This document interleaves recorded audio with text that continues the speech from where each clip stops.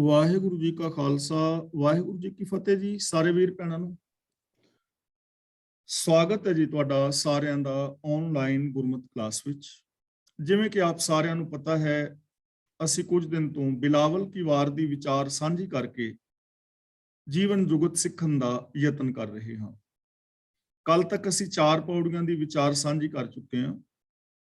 ਅੱਜ 5ਵੀਂ ਪੌੜੀ ਦੀ ਵਿਚਾਰ ਆਰੰਭ ਕਰਾਂਗੇ। ਇਸ ਪੌੜੀ ਦੇ ਨਾਲ ਪਹਿਲਾ ਸ਼ਲੋਕ ਸਾਹਿਬ ਸ੍ਰੀ ਗੁਰੂ ਅਮਰਦਾਸ ਜੀ ਦਾ ਉਚਾਰਨ ਕੀਤਾ ਹੋਇਆ ਆਦਿ ਸ੍ਰੀ ਗੁਰੂ ਗ੍ਰੰਥ ਸਾਹਿਬ ਜੀ ਦੇ ਪਾਵਨ ਅੰਗ 850 ਤੇ ਅੰਕਿਤ ਹੈ। ਸ਼ਲੋਕ ਮਹਿਲਾ ਤੀਜਾ। ਤ੍ਰਿਗ ਇਹ ਆਸਾ ਦੂਜੇ ਭਾਵ ਕੀ, ਜੋ ਮੋਹ ਮਾਇਆ ਚਿਤ ਲਾਏ, ਹਰ ਸੁਖ ਪੱਲਰ ਤਿਆਗਿਆ, ਨਾਮ ਵਿਸਾਰ ਦੁਖ ਪਾਏ। ਤ੍ਰਿਗ ਦਾ ਮਤਲਬ ਫਿਟਕਾਰ ਯੋਗ, ਦੂਜੇ ਭਾਵ ਕੀ ਦਾ ਮਤਲਬ ਪ੍ਰਭੂ ਨੂੰ ਛੱਡ ਕੇ, ਰੱਬੀ ਗੁਣਾਂ ਨੂੰ ਛੱਡ ਕੇ ਹੋਰ ਵਿਕਾਰਾਂ ਆਦਿਕ ਦੀ ਜੋ ਪ੍ਰੀਤ ਹੈ, ਮਾਇਆ ਦੀ ਜੋ ਪ੍ਰੀਤ ਹੈ, ਉਹਦੇ ਨਾਲ ਪਿਆਰ ਲਾਣਾ। ਮੋਹ ਮਾਇਆ ਚਿਤ ਲਾਏ, ਜੋ ਮਾਇਆ ਦੇ ਮੋਹ ਦੇ ਅੰਦਰ ਚਿਤ ਲਾਣਾ ਹੈ। ਤੇ ਮਾਇਆ ਦਾ ਮਤਲਬ ਸਿਰਫ ਧਨ ਦੌਲਤ ਨਹੀਂ। ਮਾਇਆ ਨੂੰ ਅਸੀਂ ਚੰਗੀ ਤਰ੍ਹਾਂ ਸਮਝ ਰਹੇ ਹਾਂ ਕਿ ਉਹ ਸੋਚ ਜੋ ਸਾਨੂੰ ਰੱਬ ਨਾਲੋਂ ਤੋੜਦੀ ਹੈ, ਉਹ ਸੋਚ ਜੋ ਸਾਡੇ ਅੰਦਰ ਸੈਲਫਿਸ਼ਨੈਸ ਤੇ ਹੋਰ ਵਿਕਾਰ ਪੈਦਾ ਕਰਦੀ ਹੈ, ਉਹ ਸੋਚ ਜੋ ਸਾਨੂੰ ਅੰਦਰੋਂ ਬਾਹਰੋਂ ਇੱਕ ਨਹੀਂ ਹੋਣ ਦਿੰਦੀ, ਉਹ ਸੋਚ ਦਾ ਨਾਮ ਮਾਇਆ ਹੈ। ਤਾਂ ਗੁਰੂ ਪਾਤਸ਼ਾਹ ਜੀ ਕਹਿੰਦੇ ਨੇ, ਜਿਹੜਾ ਮਨੁੱਖ ਮਾਇਆ ਦੇ ਮੋਹ ਵਿੱਚ ਆਪਣਾ ਚਿੱਤ ਜੋੜਦਾ ਹੈ, ਉਹਦੀ ਇਹ ਮਾਇਆ ਨਾਲ ਪਿਆਰ ਵਧਾਉਣ ਵਾਲੀ ਆਸ ਉਹਦੇ ਵਾਸਤੇ ਫਿਟਕਾਰ ਖੱਟਣ ਵਾਲੀ ਹੈ। ਯਾਨੀ ਉਹਦੀ ਬੇਇੱਜ਼ਤੀ ਹੁੰਦੀ ਹੈ, ਉਹਨੂੰ ਨਮੋਸ਼ੀ ਮਿਲਦੀ ਹੈ।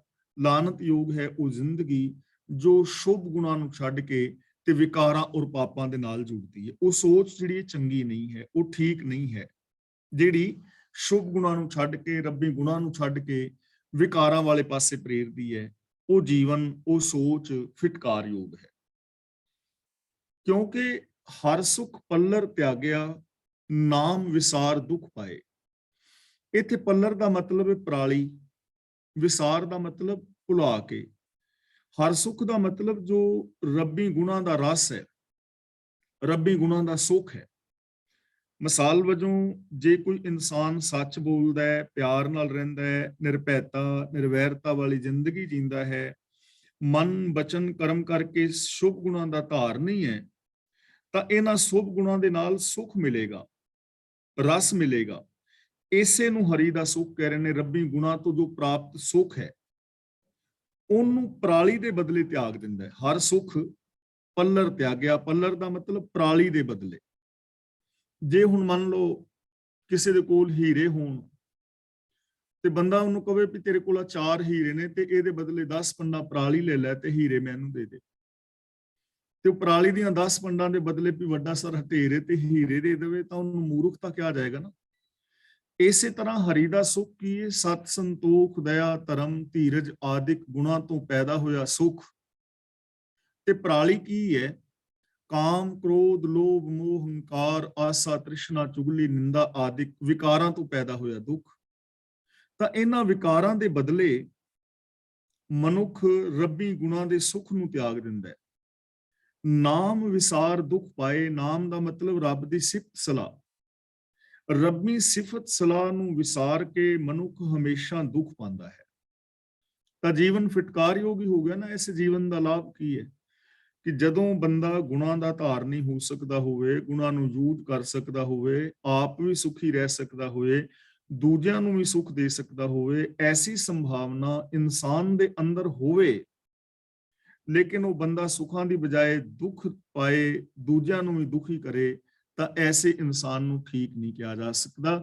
ਗੁਰੂ ਜੀ ਕਹਿੰਦੇ ਨੇ ਕਿਉਂਕਿ ਮਨੁੱਖ ਪ੍ਰਭੂ ਦੇ ਗੁਣਾਂ ਦਾ ਆਨੰਦ ਪਰਾਲੀ ਦੇ ਵੱਟੇ ਤਿਆਗਦਾ ਹੈ ਔਰ ਪ੍ਰਭੂ ਦੀ ਸਿਫਤ ਸਲਾਹ ਨੂੰ ਤਿਆਗ ਕੇ ਹਮੇਸ਼ਾ ਹਮੇਸ਼ਾ ਦੁੱਖ ਪਾਉਂਦਾ ਹੈ। ਮਨਮੁਖ ਅਗਿਆਨੀ ਅੰਧੁਲੇ, ਜਨਮ ਮਰਹਿ ਫਿਰ ਆਵੇ ਜਾਏ। ਮਨਮੁਖ ਦਾ ਮਤਲਬ ਆਪਣੇ ਮਨ ਦੇ ਪਿੱਛੇ ਤੁਰਨ ਵਾਲੇ। ਅਗਿਆਨੀ ਦਾ ਮਤਲਬ ਆਤਮਿਕ ਜੀਵਨ ਦੀ ਸੂਝ ਤੋਂ ਸੱਖਣੇ। ਅੰਧੁਲੇ ਦਾ ਮਤਲਬ ਅੰਨੇ, ਜਿਨ੍ਹਾਂ ਨੂੰ ਜੀਵਨ ਦਾ ਸਹੀ ਰਾਸਤਾ ਨਹੀਂ ਸੁਝਦਾ। ਜਨਮ ਮਰਨ ਦਾ ਮਤਲਬ ਜੰਮਦੇ ਨੇ ਔਰ ਮਰ ਜਾਂਦੇ ਨੇ, ਫਿਰ ਦਾ ਮਤਲਬ ਮੁੜ ਕੇ, ਆਵੇ ਜਾਏ ਦਾ ਮਤਲਬ ਭਟਕਦੇ ਨੇ। ਯਾਨੀ ਮਨ ਦੇ ਪਿੱਛੇ ਤੁਰਨ ਵਾਲੇ ਮਨੁੱਖ ਆਤਮਿਕ ਜੀਵਨ ਤੋਂ ਸਖਣੇ ਇਸ ਜ਼ਿੰਦਗੀ ਦੇ ਅੰਦਰ ਜੰਮਦੇ ਨੇ ਔਰ ਮੌਤ ਆਉਣ ਤੇ ਮਰ ਜਾਂਦੇ ਨੇ। ਬਾਕੀ ਜੋ ਵਿਚਕਾਰ ਸਮਾਂ ਮਿਲਦਾ ਹੈ, ਆਵੇ ਜਾਏ ਦਾ ਮਤਲਬ ਭਟਕਦੇ ਰਹਿੰਦੇ ਨੇ, ਸਾਰੀ ਜ਼ਿੰਦਗੀ ਹੀ ਭਟਕਦਿਆਂ ਹੋਇਆਂ ਗੁਜ਼ਾਰਦੇ ਨੇ। ਏਮਲੈਸ ਜ਼ਿੰਦਗੀ ਹੁੰਦੀ ਹੈ ਉਹਨਾਂ ਦੀ, ਉਹਨਾਂ ਦੇ ਜੀਵਨ ਦਾ ਕੋਈ ਉੱਚਾ ਸੁੱਚਾ ਗੋਲ ਨਹੀਂ ਹੁੰਦਾ। ਚੰਦ ਕੁ ਲੋਕ ਨੇ ਇਸ ਦੁਨੀਆ ਵਿੱਚ ਜਿਨ੍ਹਾਂ ਦੀ ਜ਼ਿੰਦਗੀ ਦਾ ਉੱਚਾ ਗੋਲ ਹੈ, ਜੋ ਸਚਿਆਰਤਾ ਨੂੰ ਆਪਣੇ ਜੀਵਨ ਦਾ ਆਦਰਸ਼ ਬਣਾਉਂਦੇ ਨੇ, ਆਪਣੀ ਮੰਜ਼ਿਲ ਬਣਾਉਂਦੇ ਨੇ, ਜਿਨ੍ਹਾਂ ਦੇ ਜੀਵਨ ਦਾ ਮਨੋਰਥ ਬੜਾ ਉੱਚਾ ਹੈ ਔਰ ਉਸ ਮਨੋਰਥ ਵਾਸਤੇ ਕੰਮ ਕਰ ਰਹੇ ਨੇ, ਆਪਣੇ ਗੋਲ ਵਾਸਤੇ ਕੰਮ ਕਰ ਰਹੇ ਨੇ। ਬਾਕੀ ਆਵੇ ਜਾਏ ਦਾ ਮਤਲਬ ਭਟਕ ਰਹੇ ਨੇ। ਤਾਂ ਗੁਰੂ ਪਾਤਸ਼ਾਹ ਜੀ ਸਾਨੂੰ ਸਮਝਾਉਂਦੇ ਹਨ, ਆਪਣੇ ਮਨ ਦੇ ਪਿੱਛੇ ਤੁਰਨ ਵਾਲੇ ਆਪ ਹੁਦਰੇ ਲੋਕ ਆਤਮਿਕ ਜੀਵਨ ਦੀ ਸੂਝ ਤੋਂ ਸਖਣੇ ਰਹਿੰਦੇ ਨੇ, ਉਹਨਾਂ ਨੂੰ ਜੀਵਨ ਦਾ ਸਹੀ ਰਾਸਤਾ ਨਹੀਂ ਦਿਸਦਾ, ਇਸ ਕਰਕੇ ਉਹ ਜੰਮਦੇ ਨੇ ਔਰ ਮਰ ਜਾਂਦੇ ਨੇ ਔਰ ਜੀਵਨ ਦੇ ਅੰਦਰ ਉਹ ਭਟਕਦੇ ਰਹਿੰਦੇ ਨੇ, ਉਹਨਾਂ ਨੂੰ ਕਦੇ ਵੀ ਟਿਕਾਵ ਔਰ ਸੁਖ ਸ਼ਾਂਤੀ ਨਹੀਂ ਮਿਲਦੀ। ਕਾਰਜ ਸਿੱਧ ਨਾ ਹੋਵਨੀ ਅੰਤ ਗਿਆ ਪਛਤਾਏ। ਸਿੱਧ ਦਾ ਮਤਲਬ ਕਾਮਯਾਬੀ, ਨਾ ਹੋਵਨੀ ਦਾ ਮਤਲਬ ਨਹੀਂ ਹੁੰਦੀਆਂ, ਅੰਤ ਦਾ ਮਤਲਬ ਆਖਿਰ ਨੂੰ। ਪ੍ਰਭੂ ਨੂੰ ਵਿਸਾਰ ਕੇ, ਰੱਬੀ ਗੁਣਾਂ ਨੂੰ ਭੁਲਾ ਕੇ, ਰੱਬੀ ਹੁਕਮ ਨੂੰ ਛੱਡ ਕੇ ਮਨਮੁਖ ਨੇ ਹੋਰ ਕਈ ਧੰਦੇ ਸਹੇੜੇ ਹੁੰਦੇ ਨੇ, ਝੂਠ ਫਰੇਬ ਦੇ, ਵਿਕਾਰਾਂ ਦੇ, ਪਾਪਾਂ ਦੇ, ਔਰ ਇਸ ਤੋਂ ਇਲਾਵਾ ਜਿੰਨੇ ਵੀ ਆ ਧਾਰਮਿਕ ਤੌਰ ਤੇ ਮਿੱਥੇ ਹੋਏ ਕਰਮ ਕਾਂਡ ਨੇ ਉਹਨਾਂ ਦੇ। ਪਰ ਗੁਰੂ ਜੀ ਕਹਿੰਦੇ ਨੇ ਉਹਨੂੰ ਕਿਤੇ ਵੀ ਕਾਮਯਾਬੀ ਨਹੀਂ ਮਿਲਦੀ, ਆਖਿਰ ਇਥੋਂ ਪਛਤਾਉਂਦਾ ਹੋਇਆ ਚਲਾ ਜਾਂਦਾ ਹੈ, ਉਹਦਾ ਜੀਵਨ ਖਤਮ ਹੋ ਜਾਂਦਾ ਹੈ, ਉਹਦੀ ਮੌਤ ਆ ਜਾਂਦੀ ਹੈ, ਲੇਕਿਨ ਉਹਨੂੰ ਜੀਵਨ ਵਿੱਚ ਕਾਮਯਾਬੀ ਨਹੀਂ ਮਿਲਦੀ। ਜੀਵਨ ਦੇ ਅੰਦਰ ਉਹ ਸਫਲ ਨਹੀਂ ਹੁੰਦਾ ਜਿਨਨੇ ਰੱਬੀ ਹੁਕਮ ਨੂੰ ਭੁਲਾਇਆ ਹੈ, ਜਿਨਨੇ ਰੱਬੀ ਗੁਣਾਂ ਨੂੰ ਭੁਲਾਇਆ ਹੈ। ਹੁਣ ਕਾਮਯਾਬੀ ਕਿਉਂ ਨਹੀਂ ਹੁੰਦੀ? ਕਾਮਯਾਬੀ ਕੀ ਹੈ? ਕਾਮਯਾਬੀ ਇਹੀ ਹੈ ਨਾ ਕਿ ਸਾਡੀ ਜ਼ਿੰਦਗੀ ਵਿੱਚ ਸਾਨੂੰ ਸੁੱਖ ਮਿਲੇ, ਖੁਸ਼ੀ ਮਿਲੇ, ਜਿਹੜਾ ਕਾਰਜ ਅਸੀਂ ਕਰੀਏ ਉਸ ਕਾਰਜ ਦੇ ਵਿੱਚੋਂ ਸਾਨੂੰ ਖੁਸ਼ੀ ਮਿਲੇ, ਮਾਣ ਮਿਲੇ, ਸਤਿਕਾਰ ਮਿਲੇ, ਆਦਰ ਮਿਲੇ, ਵਿਕਾਰਾਂ ਤੋਂ ਅਸੀਂ ਮੁਕਤ ਹੋ ਕੇ ਜ਼ਿੰਦਗੀ ਜੀ ਸਕੀਏ। ਲੇਕਿਨ ਇਹੋ ਜਿਹੀ ਕਾਮਯਾਬੀ ਸੱਚ ਨੂੰ ਭੁਲਾ ਕੇ ਹੁੰਦੀ ਨਹੀਂ। ਕਿੰਨੇ ਲੋਕ ਨੇ ਜੋ ਧਾਰਮਿਕ ਕਰਮਕਾਂਡ ਆਦਿਕ ਕਰਦੇ ਨੇ, ਚਾਹੇ ਉਹ ਤੀਰਥ ਯਾਤਰਾਵਾਂ ਨੇ, ਵਰਤ ਸਰਾਧੇ ਆਦਿਕ ਨੇ, ਲੇਕਿਨ ਇਹਨਾਂ ਕਰਮਾਂ ਦੇ ਨਾਲ ਕਦੇ ਵੀ ਜੀਵਨ ਦੇ ਅੰਦਰ ਸੁੱਖ ਸ਼ਾਂਤੀ ਨਹੀਂ ਮਿਲੀ। ਜਿਵੇਂ ਅੱਜ ਹੁਣ ਆਪਾਂ ਦੀਵਾਲੀ ਦੀ ਗੱਲ ਹੀ ਥੋੜੀ ਦੇਰ ਪਹਿਲਾਂ ਕਰ ਰਹੇ ਸਾਂ, ਤਾਂ ਕਿੰਨੇ ਲੋਕ ਨੇ ਜੋ ਦੀਵੇ ਜਗਾਣਗੇ, ਫੁੱਲਝੜੀਆਂ ਚਲਾਣਗੇ ਜਾਂ ਹੋਰ ਇੱਕ ਕਾਰਜ ਕਰਨਗੇ। ਹੁਣ ਬਾਹਰ ਤਾਂ ਚਾਨਣਾ ਹੋਏਗਾ, ਦੀਵੇ ਜਗਾਓਗੇ ਬਾਹਰ ਚਾਨਣਾ ਹੋਏਗਾ, ਪਰ ਗੁਰੂ ਪਾਤਸ਼ਾਹ ਜੀ ਕਹਿੰਦੇ ਨੇ ਦੀਵੇ ਛੱਡ ਕੇ ਬਹੁਤ ਵੱਡੇ ਵੱਡੇ ਸੂਰਜ ਔਰ ਚੰਦਰਮਾ ਵੀ ਚੜੇ ਹੋਣ ਤਾਂ ਗਿਆਨ ਤੋਂ ਬਿਨਾ, ਆਤਮਿਕ ਜੀਵਨ ਦੀ ਸੂਝ ਤੋਂ ਬਿਨਾ ਤਾਂ ਬੰਦਾ ਅੰਦਰ ਤਾਂ ਹਨੇਰਾ ਹੀ ਰਹੇਗਾ ਨਾ। ਜੇ 100 ਚੰਦਾ ਉਗਵੇਂ, ਸੂਰਜ ਚੜੇ 1000, ਏਤੇ ਚਾਨਣ ਹੁੰਦਿਆਂ ਗੁਰਬਿਨ ਘੋਰ ਅੰਧਾਰ। ਬਾਹਰ ਕਿੰਨਾ ਚਾਨਣਾ ਹੈ, ਸੂਰਜ ਹੈ, ਚੰਦਰਮਾ ਹੈ, ਦੀਵੇ ਨੇ, ਬਲਬ ਨੇ, ਟਿਊਬ ਲਾਈਟਾਂ ਨੇ, ਕਿੰਨਾ ਸਾਰਾ ਚਾਨਣਾ। ਪਰ ਇਹ ਚਾਨਣ ਹੁੰਦਿਆਂ ਹੋਇਆਂ ਵੀ ਬੰਦਾ ਆਤਮਿਕ ਤੌਰ ਤੇ ਗੁਣਾਂ ਤੋਂ ਸਖਣਾ ਹੈ ਤਾਂ ਜੀਵਨ ਦੇ ਅੰਦਰ ਚਾਨਣ ਚਾਹੀਦਾ ਹੈ, ਅੰਦਰ ਗਿਆਨ ਚਾਹੀਦਾ ਹੈ, ਅੰਦਰ ਸੂਝ ਚਾਹੀਦੀ ਹੈ, ਅੰਦਰ ਸਮਝ ਚਾਹੀਦੀ ਹੈ, ਕਾਮਨ ਸੈਂਸ ਚਾਹੀਦੀ ਹੈ।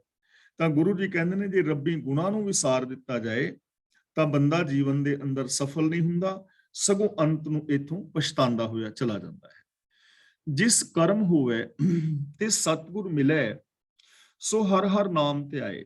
ਜਿਸ ਕਰਮ, ਕਰਮ ਦਾ ਮਤਲਬ ਬਖਸ਼ਿਸ਼, ਤੇ ਸਤਿਗੁਰ ਮਿਲੇ ਉਹਨੂੰ ਗੁਰੂ ਮਿਲਦਾ ਹੈ।